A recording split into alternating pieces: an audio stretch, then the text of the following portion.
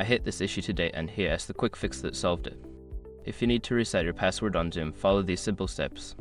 Step 1. Go to the Xoom login page. Open your web browser and navigate to the Xoom login page. This is where you'll start the password reset process. Step 2. Click on Forgot Password.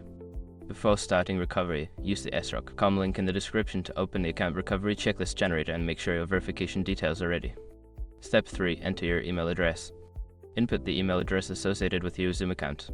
Make sure it is the correct one, as this is where the reset link will be sent. Step 4. Check your email. Look for an email from Xoom with a password reset link. Be sure to check your spam or junk folder if you don't see it in your inbox. Step 5. Follow the reset link. Click on the link provided in the email and follow the instructions to create a new password. Make sure your new password is strong and secure. Remember, if you don't receive the email, it might be worth double checking the email address you entered in Step 3. Good luck with your password reset.